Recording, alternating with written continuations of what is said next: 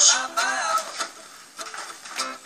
Πώς θα χωρέσουν τα βιβλία μου σε τόσο στενή βιβλιοθήκη και δεν μπορώ να τα έχω στίβε στο πάτωμα. Θέλω να έχω τα πράγματά μου τακτοποιημένα, πολλά ζητάω. Μπορώ να βάλω και μερικά ράφια στον άλλο τοίχο. Σωθήκαμε. Επίσης υπάρχει και άλλη λύση. Να βάλουμε και στο ταβάνι. Να μείνουμε μαζί. Θεό μου, εδώ δεν χωράω εγώ καλά εδώ μέσα. Πώς θα μείνουμε μαζί? Όχι εδώ.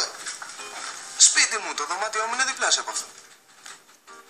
Πώς θα μείνουμε σπίτι σου? Πανεύκολα, θα μαζέψουμε τα πράγματά σου και σε μία... Ως τι θα μείνουμε σπίτι σου? Ως εγώ και εσύ μαζί. Ζευγάρι δηλαδή.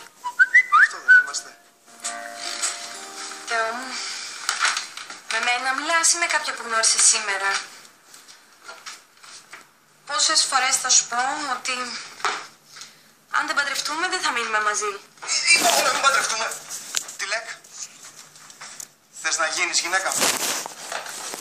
Επίσης, πόσες φορές θα σου πω ότι αν δεν τελειώσω τις σπουδές μου, ο γάμος δεν θα γίνει? Η ιατρική είναι 6 χρόνια, τι λέκ. Ναι και? Ναι, και αυτό με τα περάσεις όλα μαζί. Δεν είναι λίγο πολλά? Για μένα όχι. Εγώ θα σε περίμενα 1000 χρόνια αν χρειαζόταν. Μη με πουρδουκλώνεις για να βγεις από πάνω. Νόμιζα ότι σέβεσαι τις επιθυμίες μου. Ρε μωρό μου, τις σέβομαι τις επιθυμίες σου, αλλά κάποια στιγμή πρέπει να αρχίσεις και εσύ να σέβεσαι τις δικές μου. Δεν σε ανάγκασα να κάνεις κάτι, Θεό, ούτε σε καταπίεσα να κάνεις κάτι που δεν θέλεις. Και αυτό θα πει αγάπη, Θεό. Ωραία, και εγώ θέλω να σε έχω μαζί μου 24 ώρες το 24ωρο. Και αυτό θα πει έρωτας, τη ΛΕΚ. Φαίνεται πως το βλέπουμε διαφορετικά. Μα ρε μωρό μου, αφού δεν μπορείς εδώ μέσα. Ναι, αλλά δεν εγκαταλείπω το σπίτι του πατέρα μου ανήπαντρη. Δεν θα κάνω αυτά που κοροϊδεύω.